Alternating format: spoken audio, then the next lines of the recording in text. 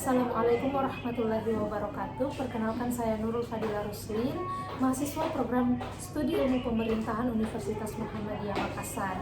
Video ini dibuat sebagai bagian dari tugas ujian akhir semester mata kuliah Fikih Digital. Pada kesempatan ini, saya berada di kantor wilayah Kementerian Agama Provinsi Sulawesi Selatan untuk membahas salah satu layanan publik berbasis digital, yaitu pelayanan terpadu satu pintu atau PTSP online. Nah, yang akan saya tinjau dari perspektif Fikih Digital.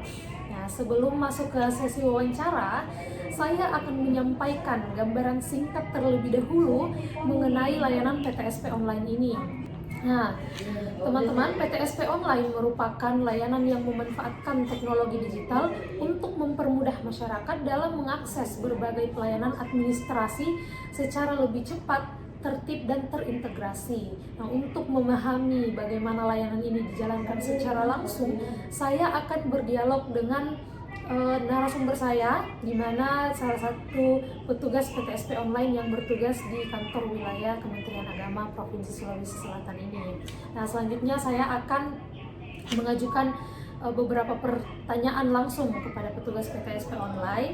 Namun sebelum kita masuk ke pembahasan lebih lanjut, agar pendengar juga dapat mengenal narasumber saya dengan jelas, saya akan memperkenalkan narasumber, yaitu Ibu Rasdiana Sina SOS MAP dengan jabatan Arsiparis Ahli Muda pada kantor wilayah Kementerian Agama Provinsi Sulawesi Selatan. Baik, terima kasih banyak Ibu sebelumnya atas ketersediaannya untuk saya wawancarai hari ini. Baik, selanjutnya saya ingin menggali lebih jauh nih mengenai pelaksanaan layanan PTSP online yang saat ini diterapkan. Nah, sebagai pembuka, supaya kita memiliki pemahaman yang sama, mungkin Ibu bisa menjelaskan secara singkat ya, apa yang dimaksud dengan PTSP online dan apa tujuan utama dari penerapannya, Bu? Kami sedikit gambarannya bahwa untuk kantor wilayah Kementerian Agama Provinsi Sulawesi Selatan itu, kami itu secara online ada dua sebenarnya. Yang pertama itu PTSP sulsel.kemenak.go.id, itu layan kami. Yang kedua itu kita juga menggunakan aplikasi sistem informasi kearsipan dan terintegrasi.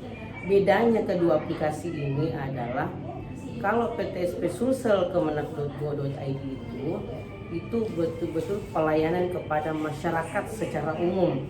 Tapi kalau untuk sistem informasi kearsipan dan terintegrasi, disingkat Strikandi itu pada kita secara internal Kemenak, karena memang aplikasi itu hanya dikhususkan untuk internal Kemenak sebenarnya. Nah, tujuan dari PTSP online ini itu untuk memudahkan baik stakeholder yang ada di bawah naungan Kementerian Agama itu akan berkomunikasi dan juga pelayanan-pelayanan yang ada. Begitu pula halnya dengan PTSP sulsel.kemenak.go.id, memudahkan masyarakat untuk diberikan pelayanan secara cepat, tepat, dan memudahkan. Ya, seperti itu. Oh iya, baik. Nah, dari penjelasannya Ibu tadi ya, terlihat bahwa ternyata PTSP online ini mencakup berbagai bentuk pelayanan ya, Bu ya. Jadi saya mau tahu ini layanan apa saja yang dapat diakses masyarakat melalui PTSP online ini, Bu? Nah, kita membagi dua ya. Yang jelasnya yang saya untuk kali ini fokus pada pelayanan kepada masyarakat secara umum ya. Nah, kami di kantor wilayah itu ada beberapa bidang, dan itu setiap bidang memang mempunyai standar pelayanan ya. Ada sekitar 32 layanan yang bisa masyarakat akses tergantung kebutuhan masyarakat itu apa. Yang pertama di bagian tata usaha ya. Bagian tata usaha itu mencakup terkait yang pertama masyarakat. Yang pertama itu adalah permohonan magang untuk mahasiswa. Itu bisa langsung diakses. Ada di layanan kami itu muncul sekian menit, ada SOP standar di situ bahwa bisa nantinya itu bisa hanya sekitar durasi berapa menit udah jadi gitu. Magang ada juga permohonan aula. Ketika masyarakat umum menggunakan aula bisa, selama kosong ya, kan terjadwal juga. Apalagi kalau untuk di bidang kerohaniawan itu kayak pembimas itu permohonan rohaniawan juga bisa. Dan juga rekomendasi bantuan juga bisa ya, secara untuk masyarakat seperti itu. Selebihnya nanti ada, tidak mungkin dijelas satu-satu karena kan 32 layanan begitu. Jadi nanti bisa dipelajari sendiri dari SK nanti kembali. Oke, baik Bu, setelah mengetahui jenis layanannya ini, tentu penting juga ya bagi masyarakat untuk memahami bagaimana proses berjalannya ini PTSP online. Nah, mungkin bisa Bu dijelaskan secara singkat bagaimana alur pelayanan PTSP online mulai dari pengajuan hingga penyelesaian layanannya, Bu? Oh iya, bagi masyarakat ini mengajukan layanan itu bisa membuka PTSP sulsel.kemenak.go.id. Nah, di layanan di web itu banyak sekali jenis layanan disesuaikan dengan kebutuhan masyarakat. Kita ambil contoh misalnya permintaan rohaniawan ya. Nah, jadi masyarakat bisa memilih layanan karena rohaniawan itu berada di bawah naungan bidang urusan agama Islam, berarti memilih bidang urais dan mencari permintaan rohaniawan. Nah, di situ nanti akan muncul syarat yang diminta. Khusus untuk permintaan rohaniawan ini syaratnya sederhana sekali, hanya surat permohonan. Nah, jadi surat permohonan otomatis sekitar 15 sampai 30 menit itu nanti akan muncul nama yang ditugaskan untuk menjadi rohaniawan sesuai permintaan masyarakat. Bisa berbentuk surat tugas juga, kadang juga langsung nama dengan nomor yang bisa dihubungi. Seperti itu. Nah, mungkin jika dibandingkan dengan pelayanan secara manual nih Bu, penerapan sistem digital tentu kan membawa perubahan ya. Nah, menurut Ibu apa manfaat yang paling dirasakan nih dari adanya PTSP online, baik bagi masyarakat maupun bagi Ibu sendiri? Oke. Kalau sekira untuk masyarakat jelas sekali ya tujuan, karena dia tidak perlu datang ke kantor, dia tinggal menunggu saja hasilnya kan.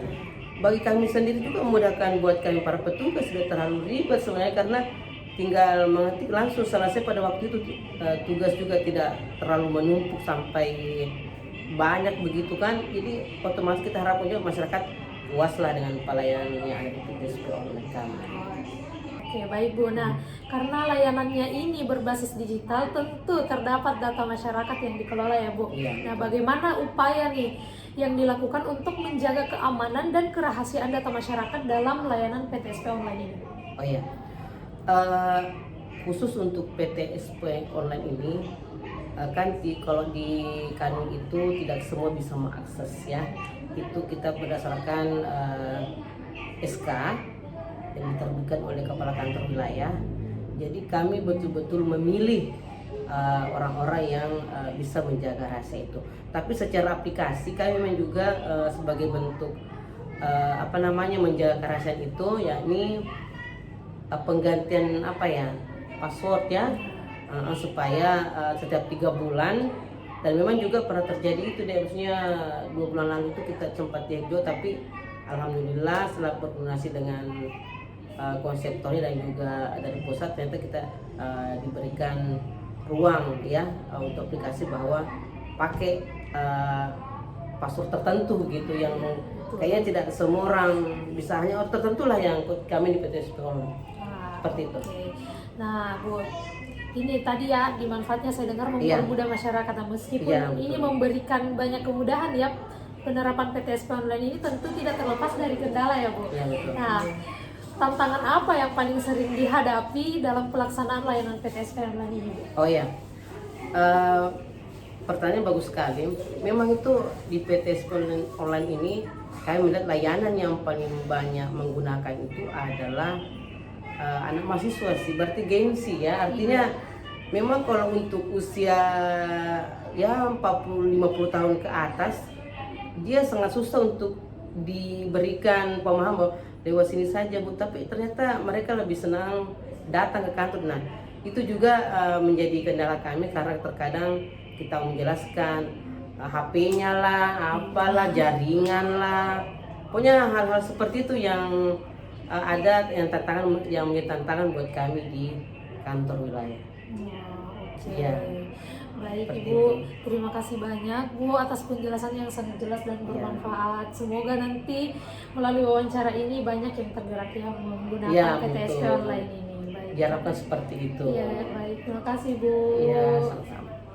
Ya, baik teman-teman, itulah tadi hasil wawancara singkat saya bersama Ibu Rasdiana Sinha Esos MAP selaku arsipasi ahli muda pada kantor wilayah Kementerian Agama Provinsi Sulawesi Selatan. Nah, berdasarkan hasil wawancara yang telah dilakukan, dapat disimpulkan bahwa penerapan layanan PTSP online di kantor wilayah Kementerian Agama Provinsi Sulawesi Selatan telah memberikan kemudahan dan efisiensi bagi masyarakat dalam mengakses pelayanan publik.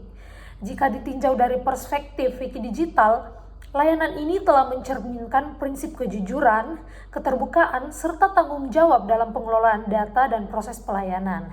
Selain itu, PTSP online juga sejalan dengan tujuan Maqasid Syariah, khususnya dalam memberikan kemudahan pelayanan, menjaga kenyamanan masyarakat, serta mencegah terjadinya praktik yang merugikan. Meskipun demikian, masih diperlukan upaya pendampingan dan edukasi bagi masyarakat yang belum terbiasa menggunakan layanan digital agar manfaatnya dapat dirasakan secara merata. Dengan demikian, PTSP online dapat menjadi contoh pelayanan publik berbasis digital yang tidak hanya efektif secara administratif, tetapi juga sesuai dengan nilai-nilai etika Islam. Mungkin demikian video wawancara dan analisis ini saya sampaikan. Terima kasih atas perhatiannya. Wassalamualaikum warahmatullahi wabarakatuh.